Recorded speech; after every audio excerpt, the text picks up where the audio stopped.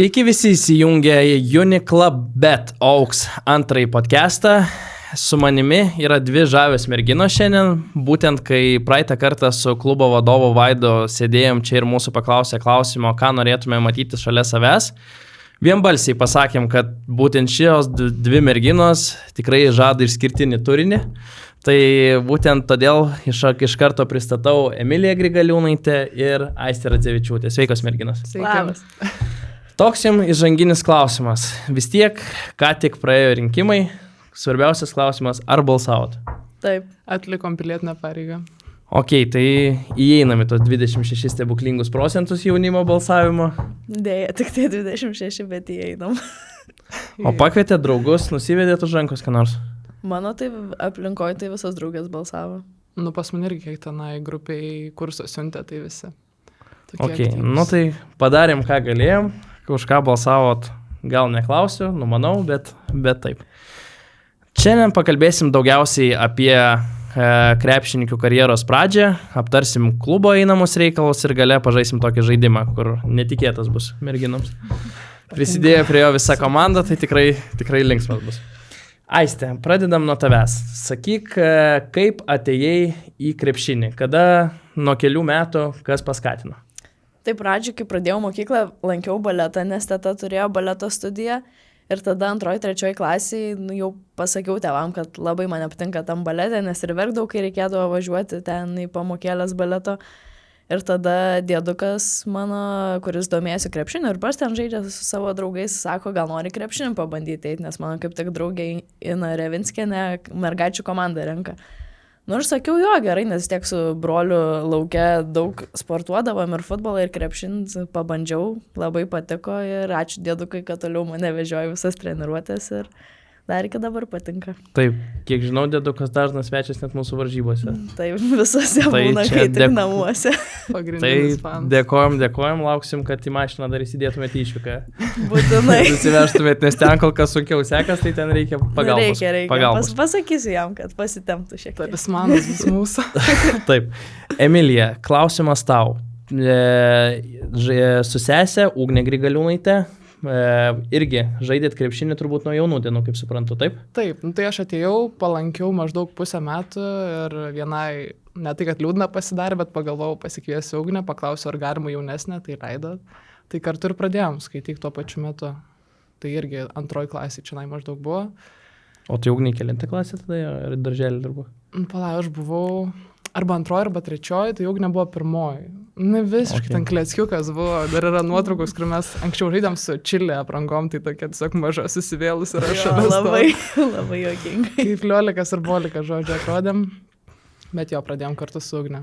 Bet tai, kaip suprantu, tai pati rodė iniciatyvą žaisti krepšinį? Nu, pas mane krepšinis prasidėjo taip, kad atėjau ten, ne tai, kad ne savo noriu, tiesiog rinko VKM 2002 komandą ir tėtis pamatė šitą skelbimą ir tiesiog atvedė į pirmą treniruotę, irgi iš karto užsikabinau, labai patiko. Aišku, prieš tai dar buvo veiklos, kurios skirtosi su krepšiniu, nes lankiau chorą, Liepaitės, tai visai rimtai lankiau ten ir filharmonijai koncertavom ir kongresų rūmose 4 metus taip vaikščiau. Ta pradėjo kirsis treniruotę su šitu solfedžiu ir choru ir galiausiai tiesiog pasirinkau krepšinį, nes kai muzikos mokytojas sužinojo, kad lankau, tai labai supyko, kad savo stygas plėšau. Tai po to ir nebegrįžau, kai... Ok, o kodėl mes taip mažai komandos viduje girdėjom dainų tavo? Nu, tai jau iš tų stygų ne kažkas reikia prarėktas. Supratau. Bet dar aš turiu klausimą, kas susiję ir su sesė, tai kad praeitą sezoną žaidė tiek už mus, tiek už VU. Taip. Šiais metais kartu nebežaidžiat. Deja, bet nebe. Tai realiai po tokio ilgesnio tarpo išsiskyrė keliai abiejų. Kad mes jau, kai baigiau aš žaisti už kibirkštį VKM dublerės, tai man atrodo, kada mes prieš tai tik tai, man atrodo, krepšinio mokyklai kartu žaidėm, kur mes. Jo, bet vėliau ir tai išsiskyrė mūsų biškai keliai, nes Ugnė jaunesnė buvo, mes su tavim už 2 išėjom žaisti. Jo, ir jinai tenai liko su tom 2-3, man atrodo, komandom. Okay. Tai ilgai nežaidėm, tai va čia kai VU tą sezoną žaidėm, tai čia po ilgo tarpo buvo kartu. Nu, VU ir Auksuose, dar tuose Panterose SKL lygoje pažaidėm. Okay. Tai va. Bet toks sąžiningai klausimas automatiškai iškyla, vis tiek jūs plius minus nesat visiškai tos pačios pozicijos žaidėjo, sakyčiau, bet vis tiek ar nesijutė konkurencija, bent pradžioje, ar labiau tai buvo palaikymas, vis tiek turbūt sesis broliai tarpusavį kažkiek konkuruoja. Nu, konkurencija pasakysiu, kad dažniausiai būdavo tik tai treniruotėse, tai tenai ir iki muštynių būdavo, ir apsidraskydavom, apsikumščiuodavom. Bet kas aikšteliai, tai visą laiką palaikom ir dabar, kai Ugnė žaidžia, tenai tiesiog delnai prakaituoja už kiekvieną momentą labai sergu. Tai. Bet turbūt tas vis tiek paauglystėje ir vyresniam amžiui tas palaikymas, tas labiau persivertė palaikymas negu ta tarpusavio konkurencija. Nu jo, ypač dabar, kai Ugnė aukštesniam lygyje, tai gal vis tiek su amžiumi ta branda atėjo, kad nėra čia ko konkuruoti. Nors ir anksčiau nebuvo, kad ten Max tenai jau kuri varžomės, kuri geriau. Nes būdavo, kad vasarom tėtis tiesiog į aikštelę krepšinio pasiema, ten ant saulės, plus 30 mes tenai kapojam su to kamuoliu, tai va tenai gal konkurencijos būdavo, kai viens prieš vieną pastatydavo žaist. Tai va, bet šiaip tai mes Ugnė taikiai sutarėm, labai gerą ryšį turim, tai... O dar klausimas, nuo kelių jūs metų maždaug tarpusavį pažįstamas? Tai aš pradėjau pas kitą trenerę žaisti su 2-3 komanda, bet iškart beveik mane į 2-2 permetė, tai mes maždaug nuo 2-3 klasės ir pažįstam. Jo, bet taip nebendravom iš karto, mes atskiros stovyklos žodžiu buvom, nes buvo mūsų kambarys, kur ten pastoviai prisidirbdavo nesąmonė ir tada toks biškai geresnių mergaičių aistas. Angeliukų kambarys. Ai, tai čia tavo geresnių buvo? Nu, kažkokia pasaka. Bet tai gerai, tada vis tiek Aistė, tu iš šono jas turbūt matei daugiau mažiau. Kaip tau iš šono tą atrodė būtent jų tarpusavio bendravimas, būtent krepšinio atžvilgiu? Ta konkurencija iš šono vis tiek matėsi kažkokia? Jo, per treniruotės, tai šiek tiek būdavo, bet šiaip už aikštelės ribų tai vis tiek matydavos, kad tikrai sesės ir labai artimos ir labai gerai sutardavo ten, juokaudavo kartu visokių ten nesąmonį, ypač stovyklose darydavo, kai mažas būdavo. Nieko saugoma. Tai, bet vis tiek matydavosi, kad konkurencija, bet tokia tikrai nepiktybinė. O dabar tai gražu žiūrėti, kai vieną kitą palaiko ir Ugnė Emilija, ir Emilija Ugnė visada. Kaip brikštą, kai kartu žiūrim, tai ten. Jo. Visi kalti, tik ne Ugnė. Tai čia dedetalizuosim, kas kur kaltas, bet suprantu, apie ką kalbat. Aš dar su jumis truputį norėjau tokią paliesti platesnę gal temą, labai neaišku, kiek apie ją šnekėsim, bet mes čia su Vaidu, su Marijum būrėm apie moterų krepšinį, skirtumų tarp vyrų krepšinio ir panašiai. Jūs sakėt, nuo 2-3 klasės lankėt krepšinį, tai realiai nuo tų pirmų mažų dienų matėt, kaip vyksta treniruočių procesai, kaip vyksta apskritai, tas trenerių darbas su žaidėjomis ir panašiai. Čia aš labiau turėjau omenyje apie krepšinio mokyklą. Jūs vis tiek važiuodavote, kadangi mes irgi važinėdavom, merginos būdavo vaikinai, koks būdavo tas toksai didžiausias skirtumas tarp vaikinų treniruočių, merginų treniruočių ir kur mato tą didžiausią tokį skirtumą tarp merginų ir vaikinų krepšinio? Aš tiesiog manau, kad labiausiai gal ant individualių įgūdžių, nes tam pačiam vaikinų sporte kairės ir dešinės rankos skirtumas būna labai mažas, o pas merginas tiesiog būna prieš varžybas pasako, tai denk kairę ranką ir viskas. Jo, aš norėjau tą patį sakyti, kad net nuo mažų dienų matydavosi, kad pas vaikinus, pavyzdžiui, net ne vienas treneris būdavo, nesvarbu, kad ten dar krepšinio mokykla būdavo, bet kad visiems taip atrodo iš šono daugiau rūpėdavo ir visi ateidavo labiau ir ant tų individualių padirbėti ir taip toliau. Pas mus tiesiog būdavo krepšinio trenerė, kuri vis tiek viena nesužiūrės visų mūsų 12, ar mes ten su kairė ar su dešinė metam, ir tada fizinio parengimo irgi ten vieną treniruotę per savaitę. Jo, tai labiau, kad tas mažai individualiam įgūdžiam, daugiau, kad pačiai taktikai, tai gal merginom trūksta tų... Iš principo, aš atkalbėjau tą patį, kad man irgi atrodo, kad labai skirtumas yra individualaus pasiruošimo.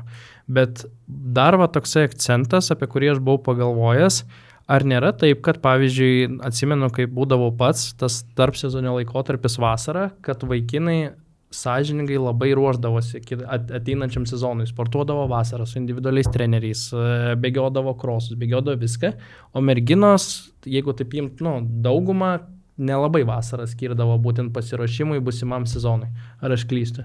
Vasarą, ypač tada, kai krepšinio mokykla, tai su Arinijum fizinio pasirengimo treneriu kažkur rugpjūčio vidury pradėtumėm. Jo, tik rugpjūčio vidury. O Jo, šiaip bet pačios, ta prasme, turbūt- Ne, nu ypač jaunam amžiui dar nelabai, tenai vasarą pas močiutę, nežinau, nebent bulvių laukuose ten kažkas. Jo, Kitoks šiaip- fizinis Nu, pasirinkimas. nebent ten kieme su kaimynais kokį krepšinį prasimės, bet ten Jo, mėgėjiškai. nepavadinsi pasiruošimu. Nebent vieną kokią dieną užplukdavo ten nueit padriblinguot, bet Jo. porą valandų per mėnesį tai nepavadinčiau treniruoti. Gal dabar yra tas, kad daugiau ir savarankiškai tą sporto klubą ir vasarą nepaleist stengiamės vaidžių, tai dabar tai jau ruošiamės. Nu, jo, Nebe tas amžius. aš irgi atsimenu, kad, nu, kad mes visi konkuruodom, atsimenu, tarpusavį skambindavomės, va čia aš tiek kilometrų nubėgau, čia aš tokią programą, tada ten išgirdai, kad tas sportuoja, ten dvigubai nori sportuoti ir panašiai, vat pas jūs nelabai to būdavo. Nu, vat aš sakau, kaip pasakau, kad tėtis labai vasarą, ypač kai jaunesniam amžiui imdavo ir varydavo mes į tą aikštelę, tai taip pasiruošdavom visai nemažai. Jo. Jo, ir tada, kai, sakykime, čia kalbant apie krepšinio mokyklą, bet, sakykime, perinam į tokį ne visai, pavadinkim taip, kažkokį super, nu, ten super profesionalų lygį, bet perinam prie vat, moterų krepšinio labiau. Irgi galim pamatyti, kad, sakyčiau, irgi labiau yra, nu, sakyčiau, paprastose komandose. Tos treniruotės būna kartą 2 savaitės ir tiesiog ateini, ten prasisuki derinius ir panašiai tiek ir būna. Sutinka turbūt. Yeah. Jo, Nes jo, tiesiog laiko nėra sutinka. Jo, tiek daug, kai 2 treniruotės.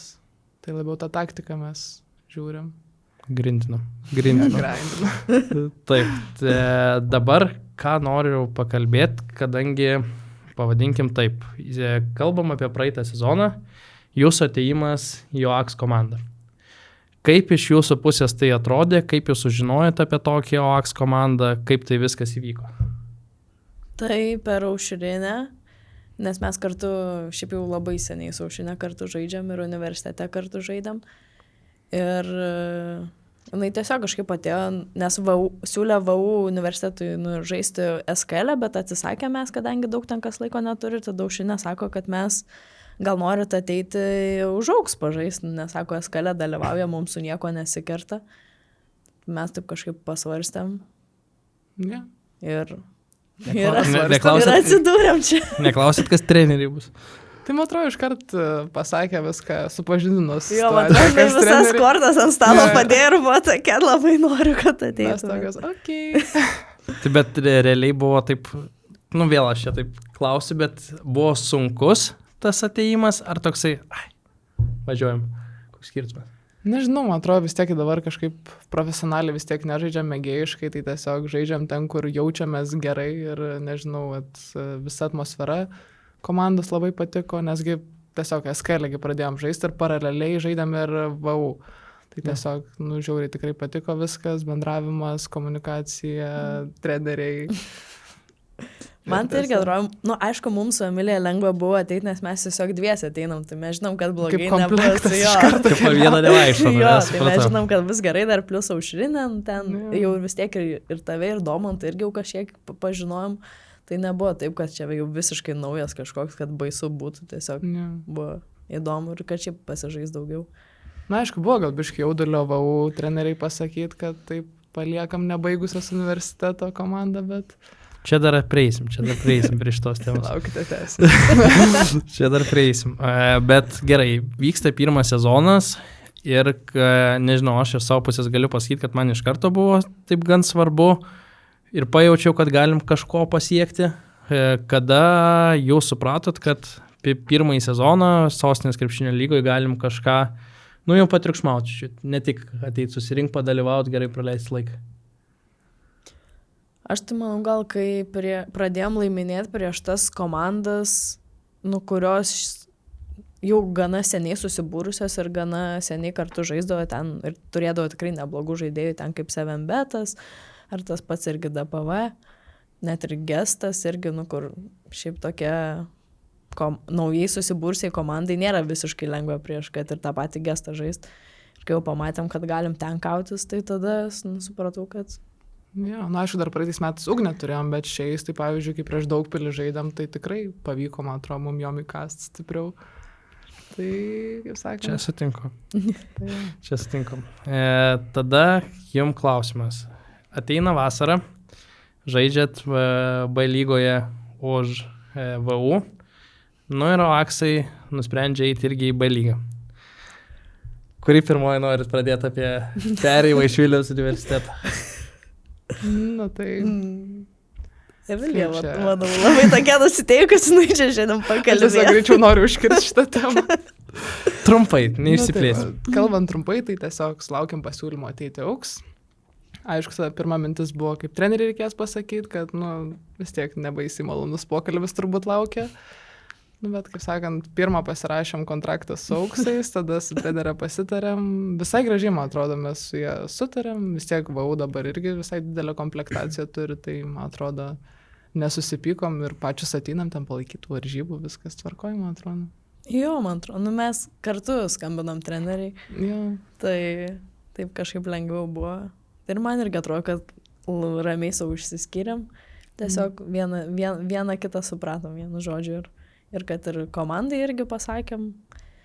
Ir tikrai ateinam palaikyti ir jokių blogų jausmų tai neturim.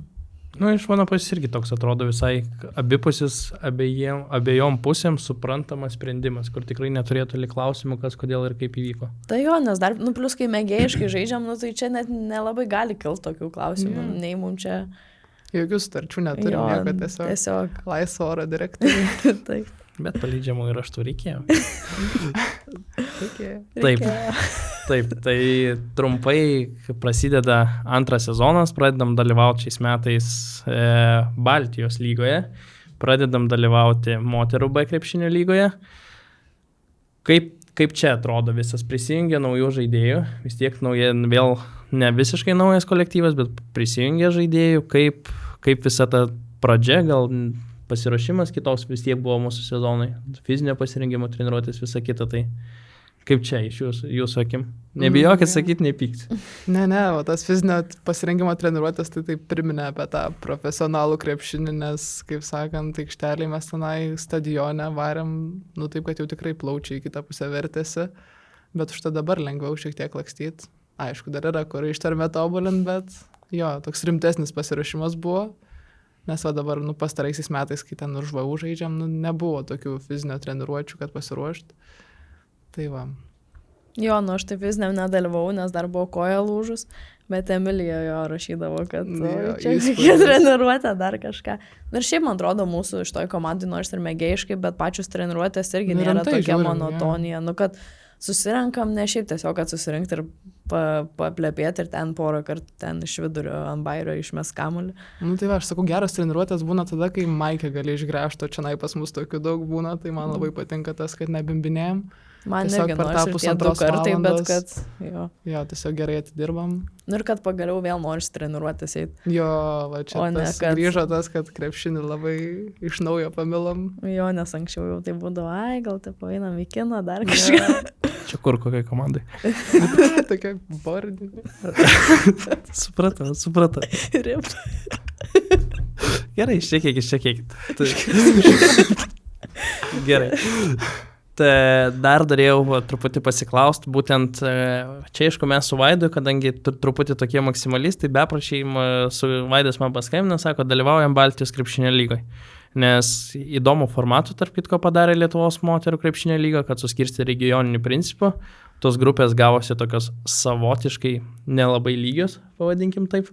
Ir labai ir praktiškai visi mačai Vilniuje, ten į Kauną, į Druskininkus ir Alytus, vienintelis išvykos. Mes su Vaidu sugalvojom Baltijos lygą. Kaip pirmą kartą išgirdot, ką jūs galvojate apie Baltijos lygą? Kaip idėja tokia? Aš tai šiaip nelabai suvedžiau, kad čia tokia rimtesnė lyga bus, aš kažkaip tokia buvau, gerai, tai padalyvaujam.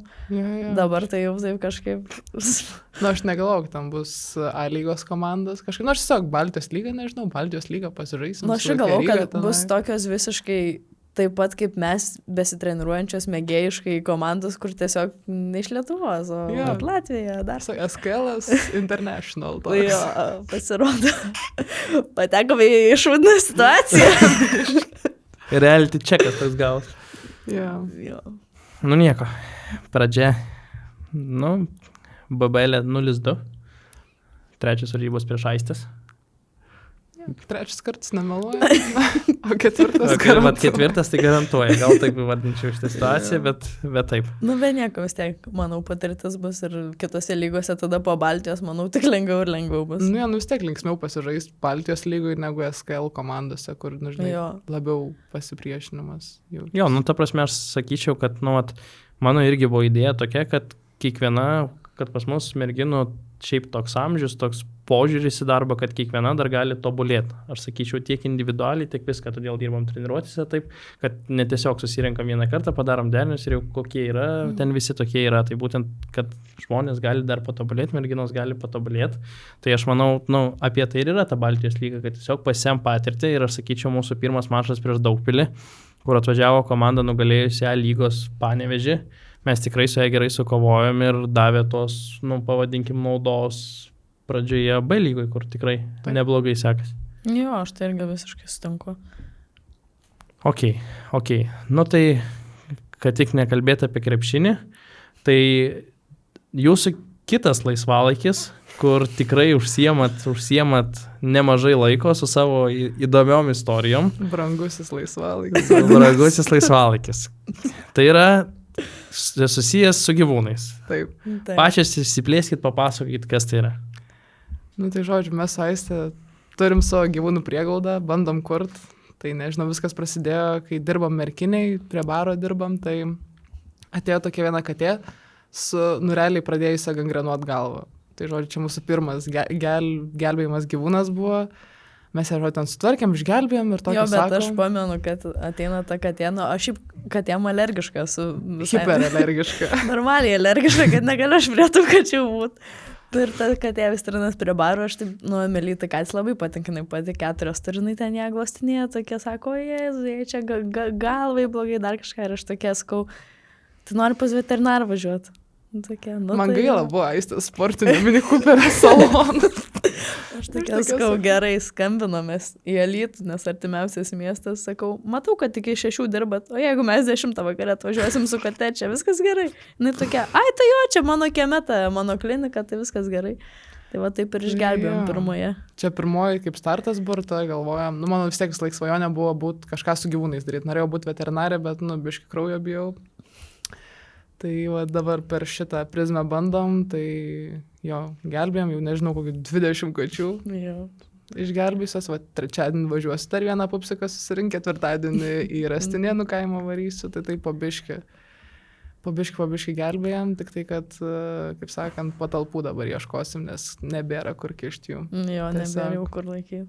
Tai kai tu namuose turi 4 katinus ir dar Jo, pas tave namie. Aš negaliu iškart jų tempt, nes jie gali nešioti visokių dalykėlių. Jo, Zarazų. Virusių. Taip, Bet aišku, gerai, kad mano garaže atsirado, turim porą didelių narvų, tai jau ten, jeigu neturim kur dėti, tai ten gražiai šiltai katinėlių susidedam. ja. Tai žodžiu, užsivadinom prieglaudą Sparta, nes pirma katė buvo Sparta, tai va dėl to.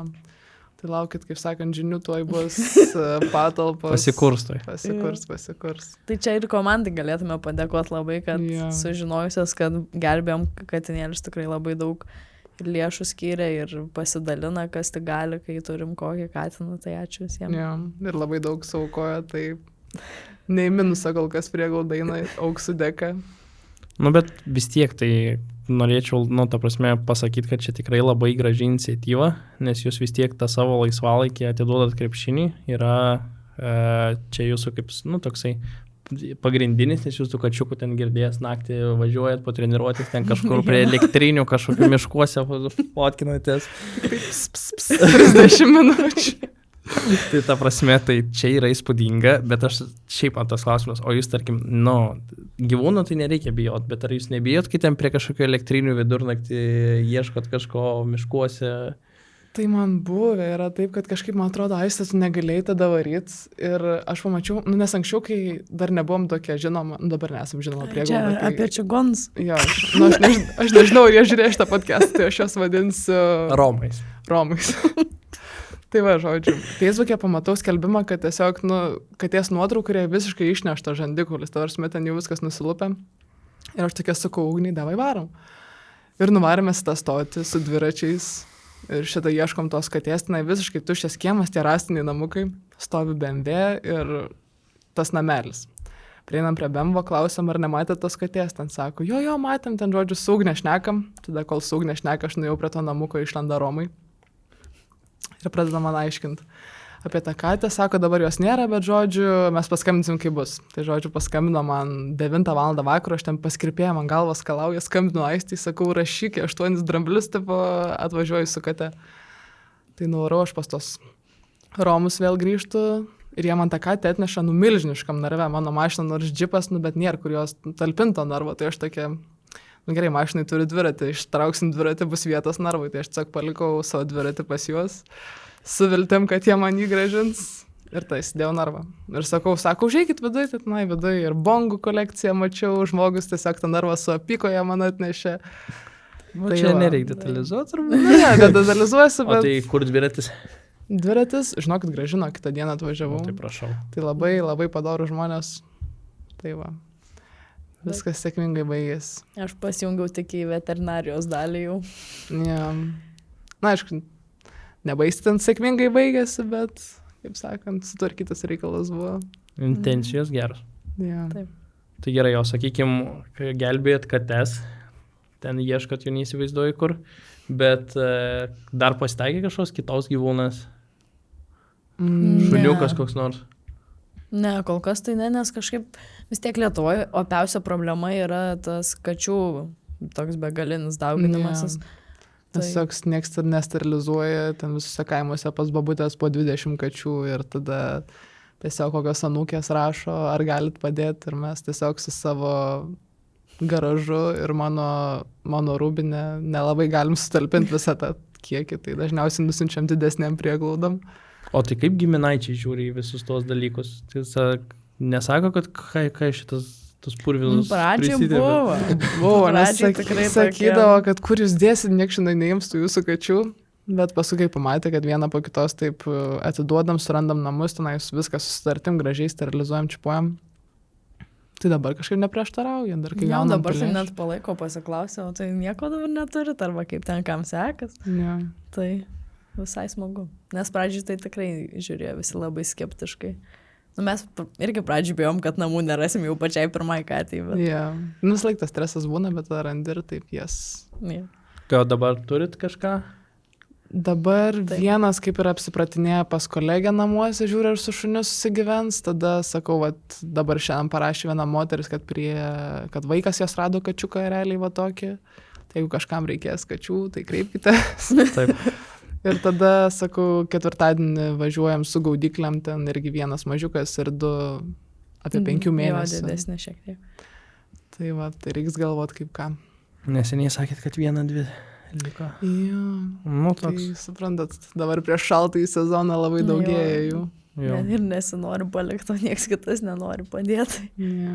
Ok, nu, ta prasme, tikrai šaunuolis merginos, kad užsiema tokių dalykų, čia kiekvienam reikėtų bent kažkaip prisidėti, bent kažko padėti, nes, pavadinkim, nu, ne visi gyvūnai gali pasirūpinti tikrai savimi ir, nu, ta prasme, manau, tai puikiai suprantat ir todėl padedat, kiek gali, tai tikrai šaunuolis. Ačiū. Jo, tai einant į pabaigą, nu, tokią pabaigą, reikia sužaisti tokį vieną žaidimą. Įsijungia visa komanda, na, bent didžioji dauguma tikrai, apklausiau visų. Jūsų užduotis bus tokia. Perskaitysiu dažniausiai 2 sakinius, kartais 1 ir turėsit atspėti, kuris iš sakinių yra apibūdinantis tave myli, kuris tave aisti. Tada, kai atspėsit, išsiaiškinsit, turėsit pabandyti atspėti po vieną kartą, kas pasakė šitą apibūdinimą. Gerai. Važiuojam? Važiuojam. Gerai, tai pirmas yra toks. Tai pasakau 2 iš karto sakinius ir tada apsvarstysit, kuris apie kurią. Su ja, joks karas aikštelėje nebaisus. Kitas sakinys, visada su gera nuotaika, kuri užkrečia kitas komandos draugės ir net per sunkiausias treniruotis. Nu, man atrodo, gera nuotaika, gal čia su Aiste labiau. Na, aš ir dabar norėjau sakyti, su mylėtas karas, tai tikrai nebaisus, kai alkūnės paruoštas visada. Vaikai taikiai aš. Taip, taip, teisingai. Dabar pabandykite atspėti, kas čia pasakė. Po vieną spėjime, kad čia ilgai neišsiplėstume.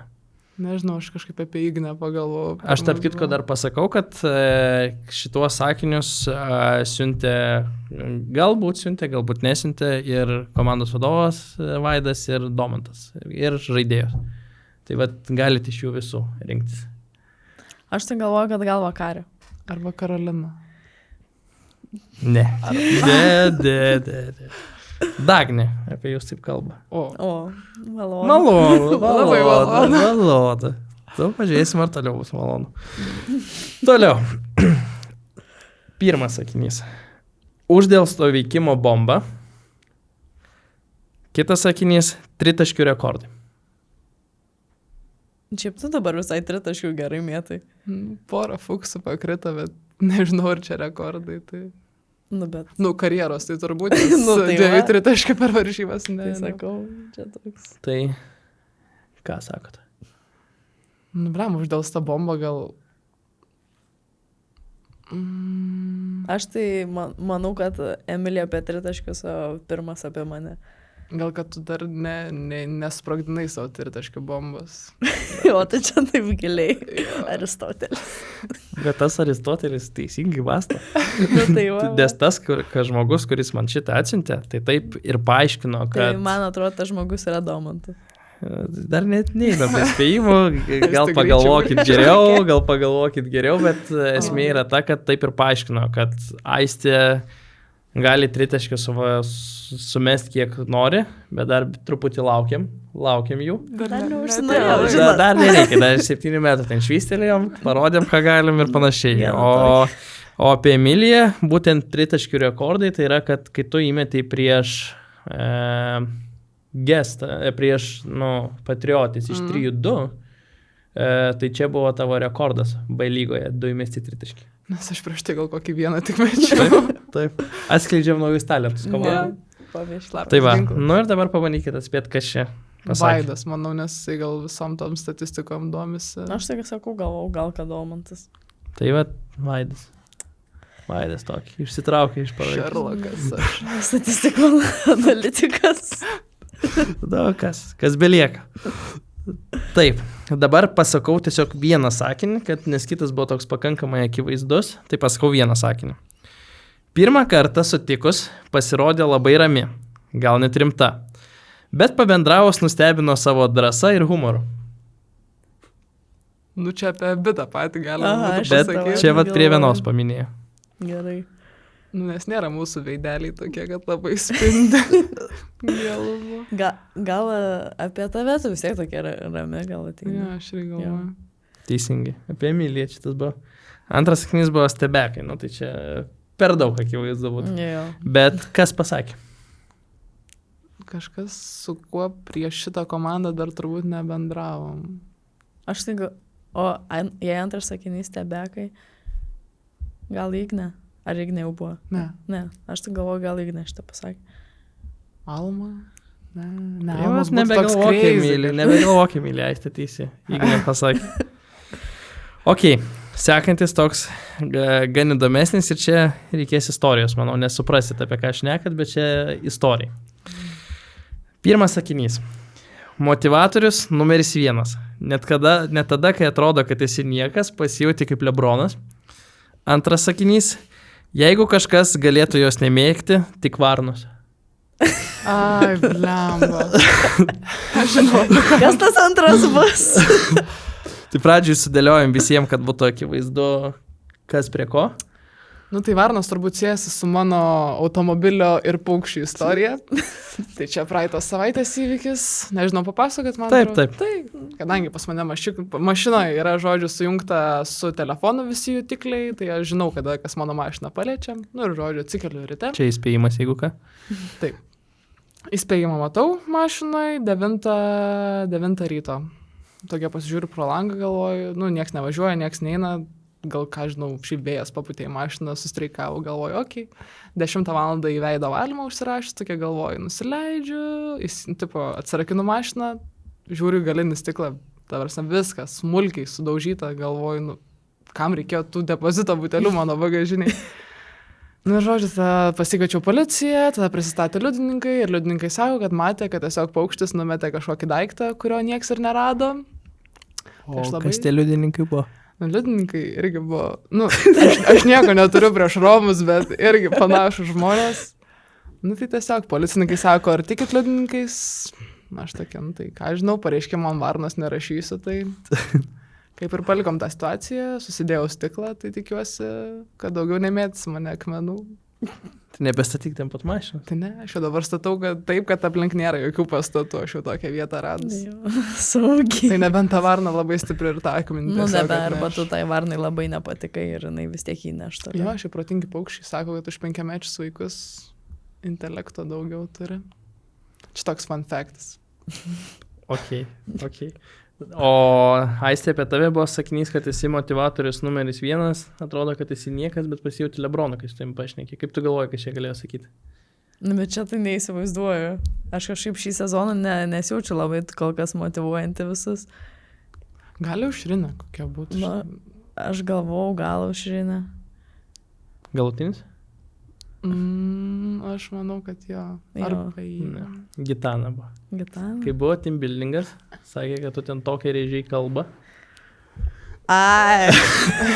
Gerai. Prisividė. Dabar tai kažkas tai ateina į galvą. Tai jo, tai tada...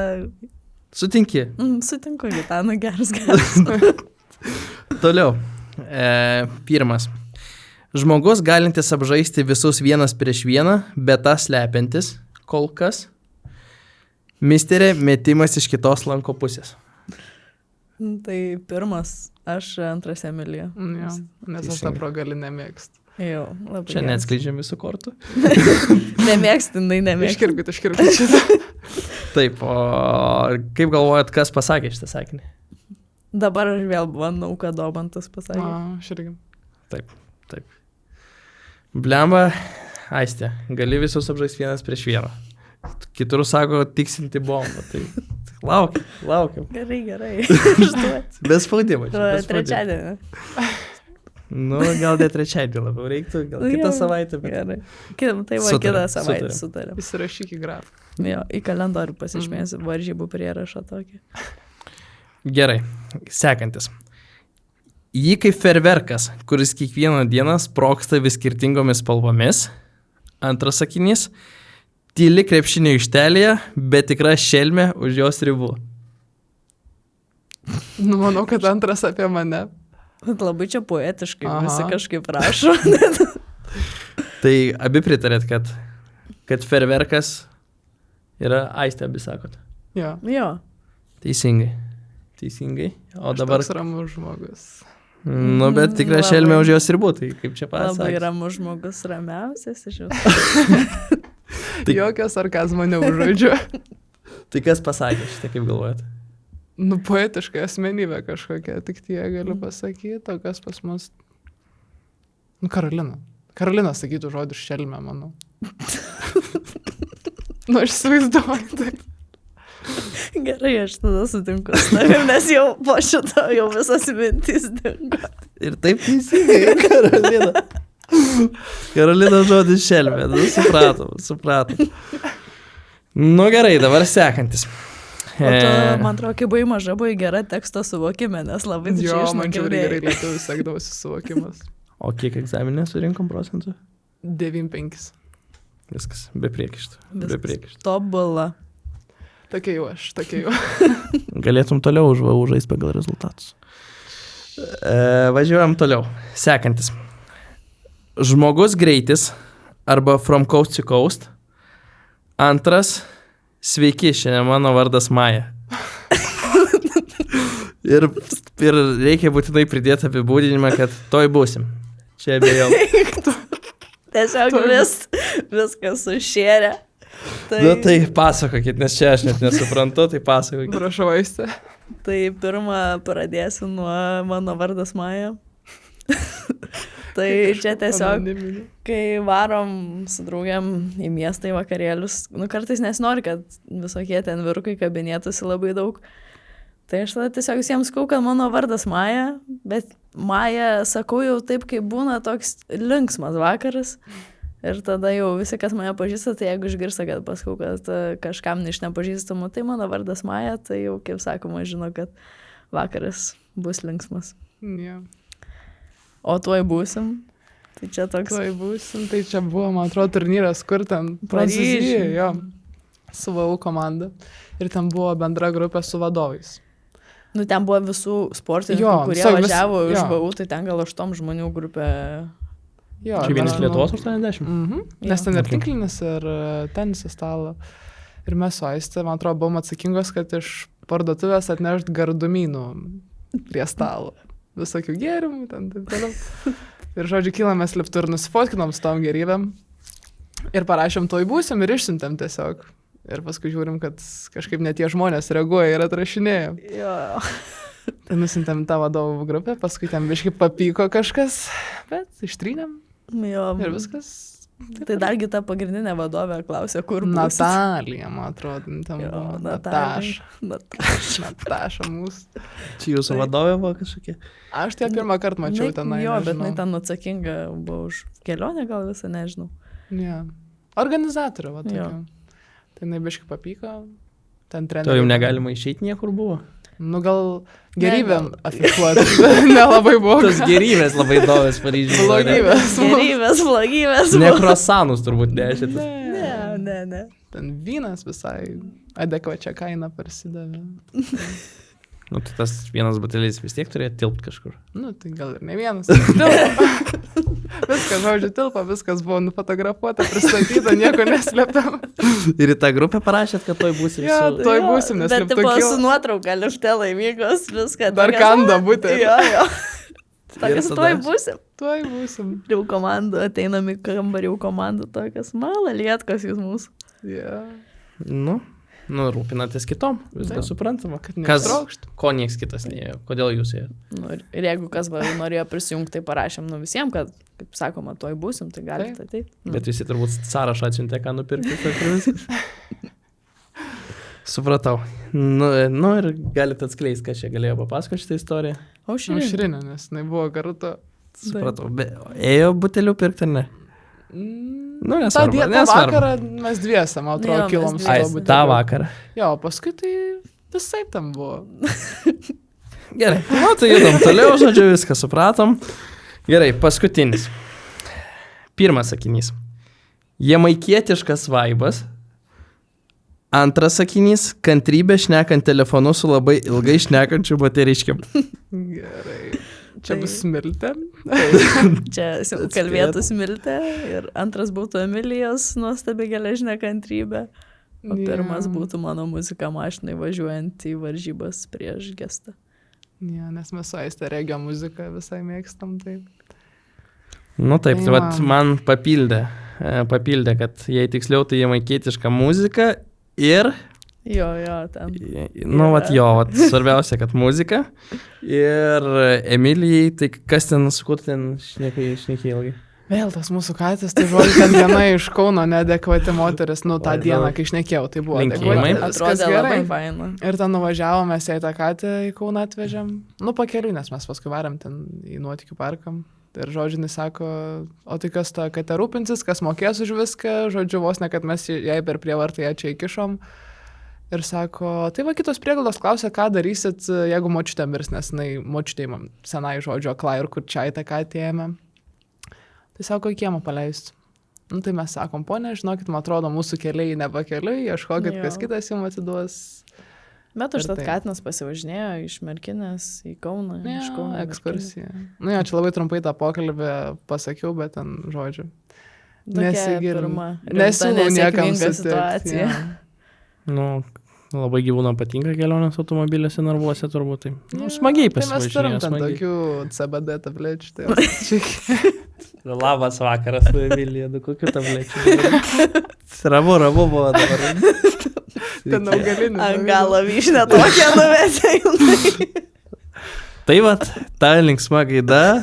Noriu padėkoti merginom už šitą podcastą. Išgirdom istorijas, išgirdom, nuo ko viskas čia prasidėjo, kur tęsiasi. Ačiū Emilija, ačiū Aiste. Ačiū. Ačiū, kad pakvietėt. Nepamirškit pasubscribint YouTube kanalą, kol kas mažokai. Ačiū jums, merginos. Ačiū. Ačiū Iki kitų labai. kartų. Gerą vakarą. Gerą. Iki.